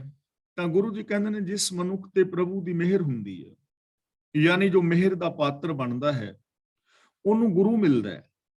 ਉਹ ਗੁਰੂ ਦੇ ਚਰਨਾਂ ਦੀ ਸ਼ਰਨ ਵਿੱਚ ਜਾਂਦਾ ਹੈ, ਉਹ ਗੁਰੂ ਦੇ ਦਿੱਤੇ ਵੇ ਆਫ ਲਾਈਫ ਨੂੰ ਅਪਣਾਉਂਦਾ ਹੈ। ਤੇ ਫਿਰ ਉਹ ਕੀ ਕਰਦਾ ਹੈ? ਸੋ ਹਰ ਹਰ ਨਾਮ ਧਿਆਏ। ਨਾਮ ਦਾ ਮਤਲਬ ਪ੍ਰਭੂ ਦੀ ਸਿਫਤ ਸਲਾਹ, ਧਿਆਏ ਦਾ ਮਤਲਬ ਉਹਨੂੰ ਯਾਦ ਰੱਖਦਾ ਹੈ, ਕਰਦਾ ਹੈ, ਆਪਣੇ ਜੀਵਨ ਵਿੱਚ ਵਸਾਉਂਦਾ ਹੈ, ਧਿਆਨ ਵਿੱਚ ਵਸਾਉਂਦਾ ਹੈ। ਤਾਂ ਉਹ ਮਨੁੱਖ ਪ੍ਰਭੂ ਦੀ ਸਿਫਤ ਸਲਾਹ ਕਰਦਾ ਹੈ, ਰੱਬੀ ਗੁਣਾਂ ਨੂੰ ਆਪਣੇ ਚੇਤੇ ਦੇ ਅੰਦਰ ਵਸਾਉਂਦਾ ਹੈ, ਉਹ ਰੱਬੀ ਗੁਣਾਂ ਨੂੰ ਆਪਣੀ ਜ਼ਿੰਦਗੀ ਦੇ ਅੰਦਰ ਇੰਪਲੀਮੈਂਟ ਕਰਦਾ ਹੈ। ਕੌਣ? ਜਿਹਨੂੰ ਗੁਰੂ ਮਿਲਦਾ ਹੈ, ਜੋ ਗੁਰੂ ਦੇ ਦੱਸੇ ਰਾਹਾਂ ਤੇ ਚੱਲਦਾ ਹੈ। ਤਾਂ ਇਹਦਾ ਭਾਵ ਇਹ ਹੋਇਆ ਕਿ ਜੇ ਅਸੀਂ ਰੱਬ ਦੀ ਰਹਿਮਤ ਦੇ ਪਾਤਰ ਬਣਨਾ ਚਾਹੁੰਦੇ ਹਾਂ ਜੇ ਅਸੀਂ ਸ਼ੁਭ ਗੁਣਾਂ ਦੇ ਨਾਲ ਜੁੜਨਾ ਚਾਹੁੰਦੇ ਹਾਂ, ਆਪਣੇ ਜੀਵਨ ਨੂੰ ਸਫਲ ਔਰ ਸੁਚੱਜਾ ਕਰਨਾ ਚਾਹੁੰਦੇ ਹਾਂ, ਤਾਂ ਉਹਦੇ ਵਾਸਤੇ ਇੱਕ ਹੀ ਰਾਸਤਾ ਹੈ ਕਿ ਅਸੀਂ ਗੁਰੂ ਗਿਆਨ ਮੁਤਾਬਕ ਜ਼ਿੰਦਗੀ ਜੀਵੀਏ, ਗੁਰੂ ਤੋਂ ਗਿਆਨ ਦੀ ਦਾਤ ਲੈ ਕੇ ਗਿਆਨ ਦੇ ਚਾਨਣੇ ਵਿੱਚ ਆਪਣੇ ਜੀਵਨ ਨੂੰ ਗੁਜ਼ਾਰੀਏ। ਨਾਮ ਰਤੇ ਜਨ ਸਦਾ ਸੁਖ ਪਾਇਨ, ਜਨ ਨਾਨਕ ਤਿਨ ਬਲ ਜਾਏ। ਨਾਮ ਦਾ ਮਤਲਬ ਜੋ ਰੱਬੀ ਸਿਫਤ ਸਲਾਹ ਦੇ ਵਿੱਚ ਰੰਗੇ ਹੋਏ ਨੇ, ਰੱਤੇ ਦਾ ਮਤਲਬ ਰੰਗੇ ਹੋਏ ਨੇ, ਪਾਇਨ ਦਾ ਮਤਲਬ ਪਾਉਂਦੇ ਨੇ। ਗੁਰੂ ਪਾਤਸ਼ਾਹ ਜੀ ਕਹਿੰਦੇ ਨੇ ਜਿਹੜੇ ਇਨਸਾਨ ਪ੍ਰਭੂ ਦੀ ਸਿਫਤ ਸਲਾਹ ਦੇ ਪ੍ਰੇਮ ਦੇ ਅੰਦਰ ਰੰਗੇ ਹੋਏ ਨੇ, ਉਹ ਆਤਮਿਕ ਆਨੰਦ ਮਾਣਦੇ ਨੇ, ਆਤਮਿਕ ਖੁਸ਼ੀ ਮਾਣਦੇ ਨੇ, ਉਹਨਾਂ ਦੇ ਅੰਦਰ ਆਤਮਿਕ ਖੇੜਾ ਹੈ, ਉਹ ਮਨ ਸਰੀਰ ਕਰਕੇ ਬੁੱਧ ਕਰਕੇ ਮਾਨਸਿਕ ਤੌਰ ਤੇ ਸ਼ਾਂਤ ਨੇ, ਉਹਨਾਂ ਦੀ ਜ਼ਿੰਦਗੀ ਵਿੱਚ ਸੰਤੋਖ ਹੈ ਔਰ ਉਹਨਾਂ ਦੇ ਜੀਵਨ ਵਿੱਚ ਪਿਆਰ ਮੁਹੱਬਤ ਆਦਿਕ ਹੈ, ਜਿਨ੍ਹਾਂ ਨੇ ਆਪਣੇ ਆਪੇ ਨੂੰ, ਆਪਣੀ ਸੋਚ ਨੂੰ ਰੱਬੀ ਗੁਣਾਂ ਦੇ ਨਾਲ ਰੰਗਿਆ ਹੈ, ਉਹ ਸੁਖ ਪਾਉਂਦੇ ਨੇ। ਨਾਨਕ ਤਿਨ ਜਨ ਨਾਨਕ ਤਿਨ ਬਲ ਜਾਏ। ਗੁਰੂ ਜੀ ਕਹਿੰਦੇ ਨੇ ਦਾਸ ਨਾਨਕ ਉਹਨਾਂ ਤੋਂ ਸਦਕੇ ਜਾਂਦਾ ਹੈ, ਉਹਨਾਂ ਤੋਂ ਕੁਰਬਾਨ ਜਾਂਦਾ ਹੈ, ਉਹਨਾਂ ਤੋਂ ਵਾਰ ਨੇ ਸਦਕੇ ਜਾਂਦਾ ਹੈ। ਉਹ ਮਹਾਨ ਇਨਸਾਨ ਨੇ ਜਿਨ੍ਹਾਂ ਨੇ ਆਪਣਾ ਆਪਾ ਰੱਬੀ ਗੁਣਾਂ ਦੇ ਨਾਲ ਰੰਗਿਆ ਹੋਇਆ ਹੈ, ਉਹ ਹਮੇਸ਼ਾ ਆਤਮਿਕ ਸੁਖ ਮਾਣਦੇ ਨੇ। ਮਹਿਲਾ ਤੀਜਾ, ਆਸਾ ਮਨਸਾ ਜਗ ਮੋਹਣੀ, ਜਿਨ ਮੋਹਿਆ ਸੰਸਾਰ। ਮਨਸਾ ਦਾ ਮਤਲਬ ਹੁੰਦਾ ਹੈ ਮਨ ਦੇ ਫੁਰਨੇ, ਜੋ ਹਰ ਵੇਲੇ ਮਾਇਆ ਦੀ ਹੀ ਚਿਤਵਨੀ ਲੱਗੀ ਰਹਿਣੀ ਹੈ। ਮਾਇਆ ਦਾ ਮਤਲਬ ਜਿਹੜੀ ਮਾਇਆ ਵਾਲੀ ਸੋਚ ਹੈ। ਜਗ ਦਾ ਮਤਲਬ ਜਗਤ ਵਿੱਚ, ਜਿਨ ਦਾ ਮਤਲਬ ਜਿਸ ਨੇ। ਹਰ ਵੇਲੇ ਮਾਇਆ ਦੀ ਆਸ, ਹਰ ਵੇਲੇ ਮਾਇਆ ਦੀ ਚਿਤਵਨੀ ਜਗਤ ਵਿੱਚ ਜੀਵਾਂ ਨੂੰ ਮੋਹ ਰਹੀ ਹੈ, ਤੇ ਇਸ ਨੇ ਸਾਰੇ ਜਗਤ ਨੂੰ ਆਪਣੇ ਵਸ ਦੇ ਵਿੱਚ ਕੀਤਾ ਹੋਇਆ ਹੈ। ਮਾਇਆ ਦੀ ਚਿਤਵਨੀ, ਮਾਇਆ ਦੀ ਆਸ, ਇਹਨੇ ਜਗਤ ਨੂੰ ਮੋਹਿਆ ਹੋਇਆ ਹੈ ਔਰ ਹਰ ਬੰਦਾ ਇਹਦੇ ਵਸ ਦੇ ਵਿੱਚ ਹੈ। ਤੇ ਮਾਇਆ ਨੂੰ ਤੁਸੀਂ ਸਮਝਦੇ ਹੋ, ਮਾਇਆ ਦਾ ਮਤਲਬ ਸੋਚ, ਉਹ ਸੋਚ ਜੋ ਸਾਨੂੰ ਇੱਕ ਦੂਜੇ ਨਾਲ ਰੱਬ ਵਰਗਾ ਵਰਤਾਵ ਨਹੀਂ ਕਰਨ ਦਿੰਦੀ, ਉਹ ਸੋਚ ਜੋ ਸਾਡੇ ਅੰਦਰ ਔਗਣ ਪੈਦਾ ਕਰਦੀ ਹੈ, ਉਹ ਸੋਚ ਜੋ ਮਨੁੱਖ ਨੂੰ ਅੰਦਰੋਂ ਹੋਰ ਤੇ ਬਾਹਰੋਂ ਹੋਰ ਬਣਨ ਵਾਸਤੇ ਮਜਬੂਰ ਕਰਦੀ ਹੈ। ਇਹ ਸੋਚ ਤੇ ਇਹ ਸੋਚ ਦੀ ਚਿਤਵਨੀ ਦੇ ਅੰਦਰ, ਇਸ ਸੋਚ ਦੀ ਆਸ ਦੇ ਅੰਦਰ ਆਮ ਬੰਦਾ ਫਸਿਆ ਹੋਇਆ ਹੈ, ਬਹੁਗਿਣਤੀ ਲੋਕਾਂ ਦੀ ਫਸੀ ਹੋਈ ਹੈ। ਇਸ ਸੋਚ ਨੇ ਬਹੁਗਿਣਤੀ ਲੋਕਾਂ ਨੂੰ ਆਪਣੀ ਪਕੜ ਦੇ ਅੰਦਰ ਲਿਆ ਹੋਇਆ ਹੈ। ਜੇ ਇਸ ਸੋਚ ਦੀ ਪਕੜ ਚੋਂ ਬੰਦਾ ਬਾਹਰ ਆ ਜਾਏ, ਜੇ ਇਸ ਸੋਚ ਨੂੰ ਬੰਦਾ ਬਦਲ ਲਵੇ, ਤਾਂ ਇਸ ਦੀ ਜ਼ਿੰਦਗੀ ਕਿੰਨੀ ਸੌਖੀ ਹੋ ਸਕਦੀ ਹੈ, ਇਹ ਬੰਦਾ ਕਿੰਨਾ ਮਹਾਨ ਹੋ ਸਕਦਾ ਹੈ। ਤਾਂ ਗੁਰੂ ਜੀ ਕਹਿੰਦੇ ਨੇ ਹਰ ਵੇਲੇ ਮਾਇਆ ਦੀ ਆਸ, ਹਰ ਵੇਲੇ ਮਾਇਆ ਦੀ ਚਿਤਵਨੀ ਜਗਤ ਵਿੱਚ ਜੀਵਾਂ ਨੂੰ ਮੋਹ ਰਹੀ ਹੈ, ਇਹਨੇ ਸਾਰੇ ਜਗਤ ਨੂੰ ਆਪਣੇ ਵਸ ਵਿੱਚ ਕੀਤਾ ਹੋਇਆ ਹੈ। ਸਭ ਕੋ ਜਮ ਕੇ ਚੀਰੇ ਵਿੱਚ ਹੈ, ਜੇਤਾ ਸਭ ਆਕਾਰ। ਸਭ ਕੋ ਦਾ ਮਤਲਬ ਹਰ ਜੀਵ, ਜਮ ਦਾ ਮਤਲਬ ਮੌਤ, ਆਤਮਿਕ ਮੌਤ, ਚੀਰਾ ਦਾ ਮਤਲਬ ਪੱਲਾ ਯਾਨੀ ਘੇਰਾ, ਜੇਤਾ ਦਾ ਮਤਲਬ ਜਿੰਨਾ ਵੀ, ਆਕਾਰ ਦਾ ਮਤਲਬ ਦਿਸਦਾ ਜਗਤ, ਜਿੰਨਾ ਵੀ ਇਹ ਜਗਤ ਦਿਸ ਰਿਹਾ ਹੈ, ਔਰ ਜੋ ਵੀ ਲੋਕ ਇਸ ਆਸਾ ਮਨਸਾ ਦੇ ਕਾਰਨ ਰੱਬੀ ਗੁਣਾਂ ਨੂੰ ਭੁਲਾਈ ਬੈਠੇ ਨੇ, ਉਹ ਸਾਰੇ ਆਤਮਿਕ ਮੌਤ ਦੇ ਪੰਜੇ ਵਿੱਚ ਨੇ, ਉਹ ਸਾਰੇ ਆਤਮਿਕ ਮੌਤ ਤੇ ਮਰ ਜਾਂਦੇ ਨੇ। ਉਹਨਾਂ ਦੇ ਅੰਦਰੋਂ ਇਨਸਾਨੀਅਤ ਮੁੱਕ ਜਾਂਦੀ ਹੈ, ਉਹਨਾਂ ਦੀਆਂ ਖੁਸ਼ੀਆਂ ਖੇੜੇ ਖਤਮ ਹੋ ਜਾਂਦੇ ਨੇ। ਔਰ ਜਦੋਂ ਅੰਦਰੋਂ ਇਨਸਾਨੀਅਤ ਮਰ ਜਾਏ, ਅਸਲੀ ਮੌਤ ਉਦੋਂ ਹੀ ਹੋ ਜਾਂਦੀ ਹੈ। ਨਰੂ ਮਰੈ ਨਰ ਕਾਮ ਨਾ ਆਵੇ, ਪਸ਼ੂ ਮਰੈ ਦਸ ਕਾਜ ਸਵਾਰੈ। ਜਦੋਂ ਇਨਸਾਨ ਦੇ ਅੰਦਰੋਂ ਇਨਸਾਨੀਅਤ ਮਰ ਜਾਏ, ਅੰਦਰੋਂ ਸੱਚ ਖਤਮ ਹੋ ਜਾਏ, ਤਾਂ ਸਮਝ ਲਓ ਇਨਸਾਨ ਉਦੋਂ ਮਰ ਜਾਂਦਾ ਹੈ। ਇਸੇ ਨੂੰ ਆਤਮਿਕ ਮੌਤ ਕਹਿੰਦੇ ਨੇ। ਤੇ ਆਤਮਿਕ ਮੌਤ ਤੇ ਮਰਿਆ ਹੋਇਆ ਬੰਦਾ ਅੰਦਰੋਂ ਹੋਰ ਹੁੰਦਾ ਹੈ ਤੇ ਬਾਹਰੋਂ ਹੋਰ ਹੁੰਦਾ ਹੈ। ਤਾਂ ਗੁਰੂ ਪਾਤਸ਼ਾਹ ਜੀ ਕਹਿੰਦੇ ਨੇ ਜਿੰਨਾ ਵੀ ਜਗਤ ਦਿਸ ਰਿਹਾ ਹੈ, ਇਸ ਆਸਾ ਮਨਸਾ ਦੇ ਕਾਰਨ ਆਮ ਆਦਮੀ ਆਤਮਿਕ ਮੌਤ ਤੇ ਮਰਿਆ ਹੋਇਆ ਹੈ। ਹੁਕਮੀ ਹੀ ਜਮ ਲੱਗਦਾ, ਸੋ ਉਬਰੈ ਜਿਸ ਬਖਸ਼ੈ ਕਰਤਾਰ। ਲੱਗਦਾ ਦਾ ਮਤਲਬ ਜ਼ੋਰ ਪਾਉਂਦਾ ਹੈ, ਆਪਣਾ ਪ੍ਰਭਾਵ ਪਾ ਲੈਂਦਾ ਹੈ। ਉਬਰੇ ਦਾ ਮਤਲਬ ਬਚਦਾ ਹੈ। ਹੁਕਮੀ ਹੀ ਜਮ ਲੱਗਦਾ, ਹੁਕਮੀ ਦਾ ਮਤਲਬ ਹੁਕਮ ਦੇ ਅੰਦਰ, ਰਜਾ ਭਾਣੇ ਵਿੱਚ, ਸਿਸਟਮ ਦੇ ਅੰਦਰ ਇਹ ਆਤਮਿਕ ਮੌਤ ਹੁਕਮ ਵਿੱਚ ਹੀ ਵਿਆਪਦੀ ਹੈ। ਇਸ ਵਾਸਤੇ ਇਹਦੇ ਤੋਂ ਉਹ ਹੀ ਬਚਦਾ ਹੈ ਜੋ ਕਰਤਾਰ ਪ੍ਰਭੂ ਦੀ ਬਖਸ਼ਿਸ਼ ਦਾ ਪਾਤਰ ਬਣਦਾ ਹੈ। ਔਰ ਪ੍ਰਭੂ ਦੀ ਬਖਸ਼ਿਸ਼ ਦਾ ਪਾਤਰ ਉਹ ਬਣਦਾ ਹੈ ਜੋ ਗੁਰੂ ਦੇ ਦੱਸੇ ਰਾਹਾਂ ਤੇ ਚੱਲਦਾ ਹੈ। ਯਾਨੀ ਹੁਣ ਹੁਕਮ ਹੈ ਤੇ ਹੁਕਮ ਦੇ ਅੰਦਰ ਹੀ ਆਤਮਿਕ ਮੌਤ ਹੈ, ਹੁਕਮ ਦੇ ਅੰਦਰ ਹੀ ਆਤਮਿਕ ਜੀਵਨ ਹੈ। ਚੁਆਇਸ ਸਾਡੀ ਆਪਣੀ ਹੈ ਕਿ ਅਸੀਂ ਕਿਹੜੀ ਚੋਣ ਕਰਾਂਗੇ। ਹੁਕਮ ਦੇ ਅੰਦਰ ਆਤਮਿਕ ਮੌਤ ਵੀ ਹੈ, ਹੁਕਮ ਦੇ ਅੰਦਰ ਆਤਮਿਕ ਜੀਵਨ ਵੀ ਹੈ। ਚੋਣ ਸਾਡੀ ਹੈ ਕਿ ਅਸੀਂ ਆਤਮਿਕ ਜੀਵਨ ਚੁਣਨਾ ਹੈ ਜਾਂ ਆਤਮਿਕ ਮੌਤ ਚੁਣਨੀ ਹੈ। ਜੇ ਅਸੀਂ ਆਤਮਿਕ ਜੀਵਨ ਚੁਣਦੇ ਹਾਂ ਤਾਂ ਉਹਦੇ ਵਾਸਤੇ ਸਿਸਟਮ ਹੈ ਕਿ ਅਸੀਂ ਸਤ ਸੰਤੋਖ ਦਇਆ ਧਰਮ ਆਦਿਕ ਦੇ ਧਾਰਨੀ ਹੋਣਾ, ਮਨ ਬਚਨ ਔਰ ਕਰਮ ਕਰਕੇ ਇੱਕ ਹੋਣਾ ਹੈ, ਸੱਚ ਦੇ ਨਾਲ ਜੁੜਨਾ ਹੈ, ਸਚਿਆਰ ਹੋਣਾ ਹੈ। ਇਹ ਸਿਸਟਮ ਦੇ ਵਿੱਚ ਜਿਹੜਾ ਚੱਲੇਗਾ ਉਹ ਆਤਮਿਕ ਜੀਵਨ ਜੀਵੇਗਾ। ਤੇ ਦੂਜਾ ਸਿਸਟਮ ਇਹ ਹੈ ਜੇ ਆਤਮਿਕ ਮੌਤੇ ਮਰਨਾ ਹੈ ਤਾਂ ਫਿਰ ਸਾਨੂੰ ਝੂਠ ਬੋਲਣਾ, ਫਰੇਬ ਕਰਨੇ, ਪਾਪ ਕਰਨੇ। ਜਿਹੜਾ ਝੂਠ ਫਰੇਬ ਕਮਾਏਗਾ, ਅੰਦਰੋਂ ਹੋਰ ਬਾਹਰੋਂ ਹੋਰ ਹੋਏਗਾ, ਉਹ ਆਤਮਿਕ ਮੌਤੇ ਮਰ ਜਾਏਗਾ। ਦੋਵੇਂ ਸਿਸਟਮ ਨੇ, ਹੈ ਦੋਵੇਂ ਚੀਜ਼ਾਂ ਸਿਸਟਮ ਵਿੱਚ ਨੇ, ਹੁਕਮ ਵਿੱਚ ਨੇ। ਚੋਣ ਬੰਦੇ ਦੀ ਆਪਣੀ ਹੈ। ਤਾਂ ਗੁਰੂ ਜੀ ਕਹਿੰਦੇ ਨੇ ਇਹ ਆਤਮਿਕ ਮੌਤ ਪ੍ਰਭੂ ਦੇ ਹੁਕਮ ਦੇ ਵਿੱਚ ਵਿਆਪਦੀ ਹੈ ਤੇ ਇਹਦੇ ਤੋਂ ਬਚਦਾ ਉਹ ਹੈ ਜੋ ਬਖਸ਼ਿਸ਼ ਦਾ ਪਾਤਰ ਬਣਦਾ ਹੈ, ਜੋ ਰਹਿਮਤ ਦਾ ਪਾਤਰ ਬਣਦਾ ਹੈ। ਨਾਨਕ ਗੁਰ ਪ੍ਰਸਾਦੀ ਇਹ ਮਨ ਤਾਂ ਧਰੈ ਜਾਂ ਛੋਡੇ ਅਹੰਕਾਰ। ਹੁਣ ਸਾਧਨ ਦੱਸ ਰਹੇ ਨੇ ਕਿ ਇਸ ਮਾਇਆ ਤੋਂ, ਆਤਮਿਕ ਮੌਤ ਤੋਂ, ਵਿਕਾਰਾਂ ਤੋਂ ਬੰਦਾ ਕੌਣ ਔਰ ਕਿਵੇਂ ਬਚਦਾ ਹੈ। ਜਦੋਂ ਗੁਰੂ ਦੀ ਕਿਰਪਾ ਨਾਲ ਮਨੁੱਖ ਆਪਣੇ ਅੰਦਰੋਂ ਅਹੰਕਾਰ ਨੂੰ ਦੂਰ ਕਰਦਾ ਹੈ ਔਰ ਗੁਰੂ ਸ਼ਬਦ ਮੁਤਾਬਕ ਜ਼ਿੰਦਗੀ ਜੀਂਦਾ ਹੈ ਤਾਂ ਫਿਰ ਇਹ ਬੰਦਾ ਆਸਾ ਮਨਸਾ ਦੀ ਘੁੰਮਣ ਘੇਰੀ ਤੋਂ ਬਾਹਰ ਲੰਘ ਜਾਂਦਾ ਹੈ। ਗੁਰ ਪ੍ਰਸਾਦੀ ਇਹ ਮਨ ਤਾਂ ਧਰੈ ਜਾਂ ਛੋੜੇ ਅਹੰਕਾਰ। ਗੁਰੂ ਦੀ ਰਹਿਮਤ ਨਾਲ, ਮਤਲਬ ਗੁਰੂ ਦੇ ਦੱਸੇ ਰਾਹਾਂ ਤੇ ਚੱਲ ਕੇ ਜੇ ਬੰਦਾ ਆਪਣੀ ਈਗੋ ਛੱਡ ਦੇ, ਅਹੰਕਾਰ ਛੱਡ ਦੇ, ਤਾਂ ਫਿਰ ਇਹ ਬੰਦਾ ਆਸਾ ਮਨਸ਼ਾ ਦੇ ਫੁਰਨਿਆਂ ਤੋਂ ਤਰ ਸਕਦਾ ਹੈ। ਈਗੋ ਹੰਕਾਰ ਛੱਡੇਗਾ ਤਾਂ ਹੀ ਗੁਰੂ ਦੀ ਮੱਤ ਦਾ ਧਾਰਨੀ ਬਣੇਗਾ। ਤੇ ਸਾਡੇ ਅੰਦਰ ਈਗੋ ਹੈ ਜਾਂ ਨਹੀਂ ਹੈ ਇਹਦਾ ਪਤਾ ਕਿਵੇਂ ਲੱਗੇ, ਇਹ ਵਿਚਾਰ ਆਪਾਂ ਬਹੁਤ ਵਾਰ ਕਰ ਚੁੱਕੇ ਹਾਂ ਕਿ ਜੇ ਅਸੀਂ ਗੁਰਬਾਣੀ ਅਨੁਸਾਰ ਮਨ ਬਚਨ ਕਰਮ ਕਰਕੇ ਜ਼ਿੰਦਗੀ ਜੀ ਰਹੇ ਹਾਂ ਤਾਂ ਫਿਰ ਸਾਡੇ ਅੰਦਰ ਈਗੋ ਨਹੀਂ ਹੈ, ਕਿਉਂਕਿ ਅਸੀਂ ਗੁਰੂ ਦੀ ਗੱਲ ਮੰਨ ਰਹੇ ਹਾਂ, ਗੁਰੂ ਅੱਗੇ ਅਸੀਂ ਨਤਮਸਤਕ ਹਾਂ, ਅਸਾਂ ਸਮਰਪਣ ਕਰ ਦਿੱਤਾ ਹੈ। ਤੇ ਜੇ ਅਸੀਂ ਗੁਰਮਤ ਆਸ਼ੇ ਅਨੁਸਾਰ ਜ਼ਿੰਦਗੀ ਨਹੀਂ ਜੀਂਦੇ ਤਾਂ ਇਹਦਾ ਮਤਲਬ ਸਾਡੇ ਅੰਦਰ ਈਗੋ ਹੈ, ਅਸੀਂ ਆਪਣੀ ਮਰਜ਼ੀ ਕਰ ਰਹੇ ਹਾਂ, ਗੁਰੂ ਦੇ ਅਨੁਸਾਰ ਜ਼ਿੰਦਗੀ ਨਹੀਂ ਜੀ ਰਹੇ। ਐਵੇਂ ਅਸੀਂ ਆਪਣੇ ਆਪ ਨੂੰ ਪਰਖ ਸਕਦੇ ਹਾਂ। ਆਸਾ ਮਨਸਾ ਮਾਰੇ ਨਿਰਾਸ਼ ਹੋਏ ਗੁਰ ਸ਼ਬਦੀ ਵਿਚਾਰ। ਇੱਥੇ ਨਿਰਾਸ਼ ਦਾ ਮਤਲਬ ਨਿਰਾਸ਼ਾਵਾਦ ਨਹੀਂ ਹੈ, ਇੱਥੇ ਨਿਰਾਸ਼ ਦਾ ਮਤਲਬ ਹੈ ਆਸਾ ਮਨਸਾਵਾਂ ਤੋਂ ਨਿਰਲੇਪ।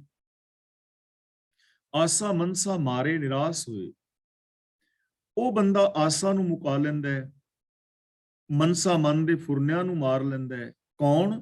ਗੁਰ ਸ਼ਬਦੀ ਵਿਚਾਰ, ਜੋ ਗੁਰੂ ਦੇ ਸ਼ਬਦ ਦੀ ਵਿਚਾਰ ਕਰਦਾ ਹੈ, ਗੁਰੂ ਦੀ ਵਿਚਾਰ ਮੁਤਾਬਕ ਜ਼ਿੰਦਗੀ ਜੀਂਦਾ ਹੈ, ਗੁਰੂ ਸ਼ਬਦ ਦਾ ਵਿਚਾਰਵਾਨ ਬਣਦਾ ਹੈ। ਮਤਲਬ ਕਿ ਗੁਰੂ ਦੇ ਉਪਦੇਸ਼ ਨੂੰ ਆਪਣੀ ਸੋਚ ਵਿੱਚ ਵਸਾ ਲੈਂਦਾ ਹੈ। ਉਹ ਬੰਦਾ ਆਸਾਵਾਂ ਔਰ ਮਨਸਾਵਾਂ ਨੂੰ ਮਾਰ ਲੈਂਦਾ ਹੈ। ਇਸ ਸੰਸਾਰ ਦੇ ਅੰਦਰ ਆਸਾਵਾਂ ਮਨਸਾਵਾਂ ਤੋਂ, ਮਾਇਆ ਆਦਿਕ ਤੋਂ ਨਿਰਲੇਪ ਰਹਿੰਦਾ ਹੈ, ਕਾਮ ਕ੍ਰੋਧ ਲੋਭ ਆਦਿਕ ਤੋਂ ਨਿਰਲੇਪ ਹੁੰਦਾ ਹੈ, ਮੇਰ ਤੇਰ ਦੇ ਵਿਤਕਰਿਆਂ ਤੋਂ ਨਿਰਲੇਪ ਹੁੰਦਾ ਹੈ। ਜ਼ਿੰਦਗੀ ਸੱਚੀ ਔਰ ਸੁੱਚੀ ਜੀਂਦਾ ਹੈ ਗੁਰੂ ਸ਼ਬਦ ਦੇ ਵਿਚਾਰ ਮੁਤਾਬਕ। ਤਾਂ ਸਾਡੇ ਕੋਲ ਇੱਥੇ ਇੱਕ ਫਾਰਮੂਲਾ ਆਇਆ ਕਿ ਜੇ ਅਸੀਂ ਇਸ ਸੰਸਾਰ ਦੇ ਅੰਦਰ ਨਿਰਲੇਪ ਹੋ ਕੇ ਜੀਣਾ ਚਾਹੁੰਦੇ ਹਾਂ ਤਾਂ ਫਿਰ ਸਾਨੂੰ ਗੁਰੂ ਦੇ ਉਪਦੇਸ਼ ਨੂੰ ਆਪਣੇ ਵਿਚਾਰ ਮੰਡਲ ਵਿੱਚ ਵਸਾਉਣਾ ਚਾਹੀਦਾ ਹੈ, ਆਪਣੀ ਸੋਚ ਨੂੰ ਗੁਰਮਤ ਆਸ਼ੇ ਅਨੁਸਾਰ ਬਦਲਣਾ ਚਾਹੀਦਾ ਹੈ। ਸਿਰਫ ਸੋਚ ਬਦਲ ਗਈ ਤਾਂ ਪੂਰੀ ਦੀ ਪੂਰੀ ਜ਼ਿੰਦਗੀ ਬਦਲ ਜਾਏਗੀ। ਪੌੜੀ, ਜਿੱਥੇ ਜਾਈਏ ਜਗਤ ਮਹਿ ਤਿੱਥੇ ਹਰ ਸਾਈਂ। ਜੋ ਸਾਈ ਸ਼ਬਦ ਲਿਖਿਆ ਹੈ ਇਹਨੂੰ ਪੜਾਂਗੇ ਸਾਈਂ। ਜੇ ਬਿੰਦੀ ਤੋਂ ਬਿਨਾ ਪੜਾਂਗੇ ਨਾ ਸਾਈ, ਤਾਂ ਸਾਈ ਦਾ ਮਤਲਬ ਹੋ ਜਾਏਗਾ ਉਹ। ਜਿਵੇਂ ਸਾਈ ਵਸਤ ਪ੍ਰਾਪਤ ਹੋਈ, ਉੱਥੇ ਸਾਈ ਦਾ ਮਤਲਬ ਹੈ ਉਹ। इत्थे साई दा मतलब है साई, इसलिए बिंदी ला के पढ़ांगे साई। जिथे जाइए जगत मह तिथे हर साई। हे भाई, संसार विच जिस थां ते भी जाइए उथे ही मालिक प्रभु हाजिर है। कोई ऐसी जगह नहीं जिथे रब नहीं है। जगत दे कण कण अंदर व्यापक है। जल थल महियल पूरिया रविया विच वणा। घट घट में हरजू बसै ਜਾਂ ਸਭ ਮੈਂ ਜੋਤ ਜੋਤ ਹੈ ਸੋਈ। ਕਿੰਨੀਆਂ ਸਾਰੀਆਂ ਪੰਕਤੀਆਂ ਨੇ ਜੋ ਸਰਬ ਵਿਆਪਕਤਾ ਬਾਰੇ ਸਾਨੂੰ ਗਿਆਨ ਦਿੰਦੀਆਂ ਨੇ, ਸੂਝ ਦਿੰਦੀਆਂ ਨੇ ਔਰ ਸਾਨੂੰ ਸੰਦੇਸ਼ ਦਿੰਦੀਆਂ ਨੇ, ਆਦੇਸ਼ ਦਿੰਦੀਆਂ ਨੇ। ਹੁਣ ਹੈ ਹਰ ਥਾਂ ਦੇ ਉੱਤੇ ਰੱਬ, ਇਹਦੇ ਵਿੱਚ ਕੋਈ ਪ੍ਰੋਬਲਮ ਨਹੀਂ ਕਿ ਸਾਰਾ ਦਿਸਦਾ ਜਗਤ ਰੱਬ ਦਾ ਹੀ ਰੂਪ ਹੈ, ਰੱਬ ਇਸ ਜਗਤ ਤੋਂ ਵੱਖਰਾ ਨਹੀਂ ਹੈ। ਇਹ ਅਸੀਂ ਬਹੁਤ ਵਾਰ ਵਿਚਾਰ ਕਰ ਚੁੱਕੇ ਹਾਂ। ਪ੍ਰੋਬਲਮ ਰੱਬ ਦੀ ਨਹੀਂ ਹੈ, ਪ੍ਰੋਬਲਮ ਤਾਂ ਸਾਡੇ ਮੰਨਣ ਦੀ ਹੈ ਕਿ ਅਸੀਂ ਉਹਨੂੰ ਮੰਨਦੇ ਹਾਂ ਕਿ ਨਹੀਂ ਮੰਨਦੇ, ਅਸੀਂ ਰੱਬ ਵਰਗੇ ਬਣਦੇ ਹਾਂ ਕਿ ਨਹੀਂ ਬਣਦੇ। ਹੁਣ ਮੇਰੇ ਅੰਦਰ ਰੱਬ ਤਾਂ ਹੈ, ਮੈਂ ਰੱਬ ਦਾ ਰੂਪ ਹੋ ਸਕਦਾ ਹਾਂ, ਪਰ ਮੈਂ ਹੋਣਾ ਚਾਹੁੰਦਾ ਕਿ ਨਹੀਂ ਹੋਣਾ ਚਾਹੁੰਦਾ ਇਹ ਮੇਰੇ ਤੇ ਡਿਪੈਂਡ ਕਰੇਗਾ। ਜਿਵੇਂ ਕਿ ਮੈਂ ਰੋਜ਼ ਬੇਨਤੀ ਕਰਦੇ ਹਾਂ ਕਿ ਸਤ ਸੰਤੋਖ ਦਇਆ ਧਰਮ ਪਿਆਰ ਮੁਹੱਬਤ ਹਰ ਇਨਸਾਨ ਦੇ ਅੰਦਰ ਮੌਜੂਦ ਹੈ। ਨਿਮਰਤਾ ਮੌਜੂਦ ਹੈ, ਸਹਿਨਸ਼ੀਲਤਾ ਮੌਜੂਦ ਹੈ, ਇਨਸਾਨੀਅਤ ਮੌਜੂਦ ਹੈ, ਪਰ ਮੈਂ ਇਹਨਾਂ ਗੁਣਾਂ ਨੂੰ ਯੂਜ਼ ਕਰਨਾ ਚਾਹੁੰਦਾ ਕਿ ਨਹੀਂ ਕਰਨਾ ਚਾਹੁੰਦਾ ਇਹ ਮੇਰੇ ਤੇ ਡਿਪੈਂਡ ਕਰੇਗਾ। ਜੇ ਅਸੀਂ ਇਹਨਾਂ ਗੁਣਾਂ ਨੂੰ ਯੂਜ਼ ਕਰੀਏ, ਇਹਨਾਂ ਗੁਣਾਂ ਨੂੰ ਇੰਪਲੀਮੈਂਟ ਕਰੀਏ ਤਾਂ ਹਰ ਬੰਦਾ ਰੱਬ ਵਰਗਾ ਹੋ ਸਕਦਾ ਹੈ। ਔਰ ਇਹ ਹਰ ਬੰਦੇ ਦੇ ਅੰਦਰ ਗੁਣ ਮੌਜੂਦ ਨੇ ਤੇ ਇਹ ਗੁਣ ਹਰ ਥਾਂ ਤੇ ਮੌਜੂਦ ਨੇ। ਇਹ ਨਹੀਂ ਕਿ ਕੈਨੇਡਾ ਵਿੱਚ ਇਹਨਾਂ ਗੁਣਾਂ ਨੂੰ ਯੂਜ਼ ਨਹੀਂ ਕੀਤਾ ਜਾ ਸਕਦਾ, ਜਾਂ ਅਮਰੀਕਾ ਵਿੱਚ ਨਹੀਂ ਕੀਤਾ ਜਾ ਸਕਦਾ, ਜਾਂ ਇੰਡੀਆ ਵਿੱਚ ਨਹੀਂ ਕੀਤਾ ਜਾ ਸਕਦਾ, ਜਾਂ ਕਿਸੇ ਜਗ੍ਹਾ ਤੇ ਗੁਣ ਨਹੀਂ ਹਨ। ਹਰ ਥਾਂ ਤੇ ਨੇ, ਹਰ ਬੰਦੇ ਵਿੱਚ ਨੇ, ਹਰ ਥਾਂ ਤੇ ਹਰ ਸਮੇਂ ਹਰ ਬੰਦਾ ਇਹਨਾਂ ਗੁਣਾਂ ਨੂੰ ਯੂਜ਼ ਕਰਕੇ ਰੱਬ ਵਰਗਾ ਹੋ ਸਕਦਾ ਹੈ। ਪੋਸੀਬਿਲਿਟੀ ਹੈ, ਕਿਉਂਕਿ ਜਿੱਥੇ ਵੀ ਜਾਈਏ ਉੱਥੇ ਰੱਬ ਹੈ। ਅੱਗੇ ਸਭ ਆਪੇ ਵਰਤਦਾ ਹਰ ਸੱਚਾ ਨਿਆਈ। ਅੱਗੇ ਦਾ ਮਤਲਬ ਜੋ ਆਉਣ ਵਾਲਾ ਸਮਾਂ ਹੈ। ਬੀਤ ਗਏ ਸਮੇਂ ਵਿੱਚ ਵੀ ਰੱਬ ਸੀ, ਹੁਣ ਵੀ ਹੈ, ਆਉਣ ਵਾਲੇ ਸਮੇਂ ਵਿੱਚ ਵੀ ਹੋਵੇਗਾ। ਹਰ ਸੱਚਾ ਨਿਆਈ, ਉਹ ਸੱਚਾ ਦਾ ਮਤਲਬ ਸਦਾ ਸਥਿਰ ਰਹਿਣ ਵਾਲਾ ਹੈ। ਨਿਆਈ ਦਾ ਮਤਲਬ ਨਿਆਂ ਕਰਨ ਵਾਲਾ ਹੈ। ਹਰ ਥਾਂ ਸੱਚਾ ਨਿਆਂ ਕਰਨ ਵਾਲਾ ਪ੍ਰਭੂ ਆਪ ਹੀ ਵਰਤ ਰਿਹਾ ਹੈ, ਆਪ ਹੀ ਵਰਤ ਰਿਹਾ, ਆਉਣ ਵਾਲੇ ਸਮੇਂ ਵਿੱਚ ਵੀ ਵਰਤੇਗਾ। ਪਹਿਲਾਂ ਵੀ ਸੀ, ਹੁਣ ਵੀ ਹੈ, ਆਉਣ ਵਾਲੇ ਸਮੇਂ ਵਿੱਚ ਵੀ ਉਹੀ ਵਰਤੇਗਾ। ਉਹ ਸਦਾ ਹੈ ਔਰ ਨਿਆਂ ਕਰਨ ਵਾਲਾ ਹੈ। ਰੱਬ ਦੇ ਘਰ ਦੇ ਅੰਦਰ ਬੇਨਿਆਈ ਨਹੀਂ ਹੈ। ਤੇਰੇ ਘਰ ਸਦਾ ਸਦਾ ਹੈ ਨਿਆਉ। ਰੱਬ ਦੇ ਘਰ ਦੇ ਅੰਦਰ ਹਮੇਸ਼ਾ ਹੀ ਨਿਆਂ ਹੈ। ਹੁਣ ਕਈ ਵਾਰ ਅਸੀਂ ਸੋਚ ਲੈਂਦੇ ਹਾਂ ਕਿ ਫਲਾਂ ਬੰਦਾ ਤਾਂ ਮਾੜੇ ਕਰਮ ਕਰਦਾ ਹੈ, ਉਹਦੇ ਕੋਲ ਤੇ ਇੰਨਾ ਕੁਛ ਹੈ, ਸਾਡੇ ਕੋਲ ਤੇ ਕੁਛ ਵੀ ਨਹੀਂ ਹੈ। ਅਸੀਂ ਕਈ ਵਾਰ ਸੋਚਦੇ ਹਾਂ, ਕਿਉਂਕਿ ਸਾਡੀ ਸੋਚ ਇੱਥੋਂ ਤੱਕ ਹੀ ਸੀਮਤ ਹੁੰਦੀ ਹੈ, ਕੁਝ ਪਦਾਰਥਾਂ ਤੱਕ ਜਾਂ ਆਪਣੇ ਤੱਕ। ਪਰ ਜਦੋਂ ਅਸੀਂ ਪੂਰੇ ਸਿਸਟਮ ਦੇ ਵਿੱਚ ਸੋਚਦੇ ਹਾਂ ਨਾ, ਤਾਂ ਵਾਸਤਵ ਦੇ ਵਿੱਚ ਹੀ ਰੱਬ ਨਿਆਂ ਹੀ ਕਰ ਰਿਹਾ ਹੈ, ਸੱਚਾ ਨਿਆਂ ਹੋ ਰਿਹਾ ਹੈ। ਹੁਣ ਜੇ ਬੰਦੇ ਦੇ ਅੰਦਰ ਇਨਸਾਨੀਅਤ ਨਹੀਂ, ਪਿਆਰ ਨਹੀਂ, ਇਹਦੇ ਅੰਦਰ ਵੈਰ ਵਿਰੋਧ ਨੇ, ਤਾਂ ਕੁਦਰਤ ਨੇ ਉਹਦਾ ਫਲ ਵੀ ਸਾਨੂੰ ਦਿੱਤਾ ਹੋਇਆ ਨਾ, ਨਿਆਂ ਦਿੱਤਾ ਹੋਇਆ ਕਿ ਦੇਸ਼ਾਂ ਦੀਆਂ ਸੀਮਾਵਾਂ ਬਣ ਗਈਆਂ ਨੇ। ਬੰਦਾ ਬੰਦੇ ਦੇ ਮੌਤ ਵਾਸਤੇ ਐਟਮੀ ਹਥਿਆਰ ਬਣਾਈ ਫਿਰਦਾ ਹੈ। ਇਹ ਰਿਜ਼ਲਟ ਕਿਸ ਚੀਜ਼ ਦਾ ਹੈ? ਸਾਡੀ ਸੋਚ ਦਾ ਨਾ। ਤਾਂ ਜੇ ਮਾੜੀ ਸੋਚ ਹੋਏਗੀ ਤੇ ਨਿਆਂ ਇਹ ਹੀ ਮਿਲੇਗਾ, ਇਹੋ ਜਿਹੀ ਹੀ ਵਾਤਾਵਰਣ ਬਣਨਗੇ, ਫਿਰ ਜੰਗ ਹੋਣਗੇ। ਜੇ ਬੰਦੇ ਦੀ ਸੋਚ ਮਾੜੀ ਹੈ ਤਾਂ ਫਿਰ ਸਾਡੇ ਸਮਾਜ ਵਿੱਚ ਰਿਸ਼ਵਤਖੋਰੀ, ਚੋਰ ਬਜ਼ਾਰੀ, ਨਿਆਂ ਤੇ ਬਿਲਕੁਲ ਸੱਚਾ ਹੋ ਰਿਹਾ ਹੈ। ਜੇ ਸਾਡੀ ਸੋਚ ਮਾੜੀ ਹੈ, ਅਸੀਂ ਸਿਸਟਮ ਨੂੰ ਠੀਕ ਨਹੀਂ ਸੁਧਾਰਿਆ, ਤਾਂ ਫਿਰ ਇਸ ਦੁਨੀਆ ਵਿੱਚ ਕੋਈ ਅਮੀਰ ਤੇ ਕੋਈ ਗਰੀਬ ਆਦਿਕ ਹੈ, ਕਿਉਂਕਿ ਇਹੋ ਜਿਹੇ ਸਿਸਟਮ ਵਿੱਚ ਤੇ ਇਹ ਕੁਛ ਹੀ ਹੋਏਗਾ ਨਾ, ਨਿਆਂ ਹੀ ਮਿਲ ਰਿਹਾ ਹਰ ਥਾਂ। ਇਸ ਲਈ ਜ਼ਰੂਰਤ ਹੈ, ਜੇ ਅਸੀਂ ਚਾਹੁੰਦੇ ਹਾਂ ਤਾਂ ਫਿਰ ਸਾਰੇ ਦੇ ਸਾਰੇ ਸਿਸਟਮ ਨੂੰ ਚੇਂਜ ਕਰਨਾ ਪਵੇਗਾ, ਕਿਉਂਕਿ ਇਹ ਬੰਦੇ ਨੇ ਆਪਣੀ ਸੋਚ ਦੇ ਨਾਲ ਬਣਾਇਆ। ਮਾੜੀ ਸੋਚ ਦੇ ਨਾਲ ਘੜਿਆ ਹੋਇਆ ਸਿਸਟਮ ਕਦੇ ਵੀ ਸੁਖ ਸ਼ਾਂਤੀ ਨਹੀਂ ਦੇ ਸਕਦਾ। ਹਰ ਇਨਸਾਨ ਨੂੰ ਆਪਣੀ ਸੋਚ ਬਦਲਣੀ ਪਵੇਗੀ, ਸੋਚ ਅੰਦਰ ਵਿਸ਼ਾਲਤਾ ਲਿਆਣੀ ਪਵੇਗੀ, ਤਾਂ ਹੀ ਸਾਨੂੰ ਸੁਖ ਔਰ ਸ਼ਾਂਤੀ ਮਿਲ ਸਕੇਗੀ। ਅੱਗੇ ਵੀ ਉਹ ਆਪ ਹੀ ਵਰਤੇਗਾ, ਉਹ ਸदैव ਹੈ ਔਰ ਉਹਦਾ ਨਿਆਂ ਸੱਚਾ ਹੈ, ਉਹਦੀ ਨਿਆਂ ਪ੍ਰਣਾਲੀ ਸੱਚੀ ਹੈ, ਉਹਦਾ ਸਿਸਟਮ ਸੱਚਾ ਹੈ। ਕੂੜਿਆਰਾਂ ਕੇ ਮੂੰਹ ਫਿਟਕੀਆਂ ਹੈ, ਸੱਚ ਭਗਤ ਵਡਿਆਈ। ਫਿਟਕੀਆਂ ਦਾ ਮਤਲਬ ਫਿਟਕੇ ਜਾਂਦੇ ਨੇ, ਯਾਨੀ ਲਾਹਨਤਾਂ ਪੈਂਦੀਆਂ ਨੇ। ਕੂੜਿਆਰ ਦਾ ਮਤਲਬ ਕੂੜ ਦੇ ਵਪਾਰੀ, ਜੋ ਮਾਇਆ ਗ੍ਰਸੇ ਜੀਵ ਨੇ, ਜਿਨ੍ਹਾਂ ਦੀ ਸੋਚ ਮਾਇਆ ਵਾਲੀ ਹੈ।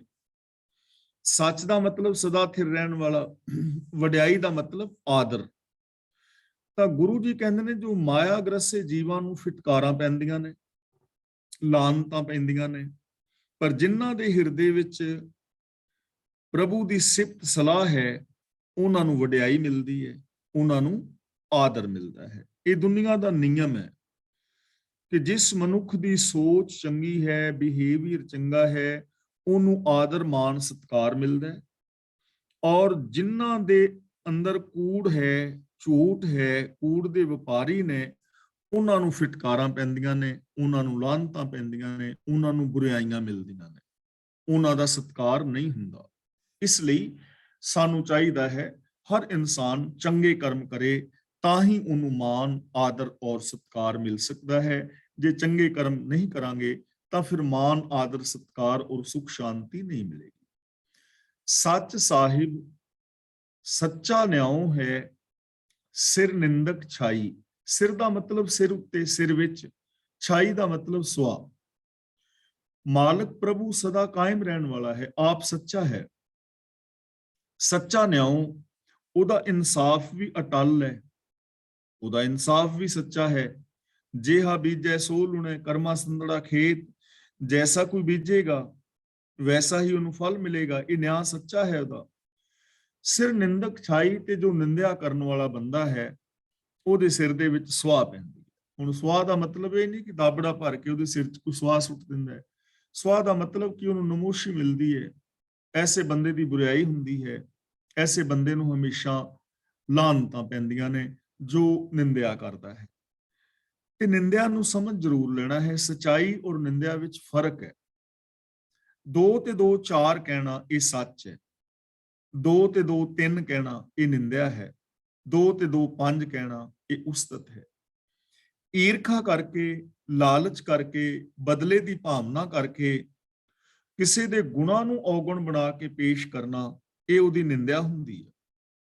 ਤੇ ਕਿਸੇ ਲਾਲਚ ਕਰਕੇ, ਸਵਾਰਥ ਕਰਕੇ ਕਿਸੇ ਦੇ ਔਗਣਾਂ ਨੂੰ ਗੁਣ ਬਣਾ ਕੇ ਲੋਕਾਂ ਸਾਹਮਣੇ ਪੇਸ਼ ਕਰਨਾ, ਇਹ ਉਹਦੀ ਉਸਤਤ ਹੁੰਦੀ ਹੈ।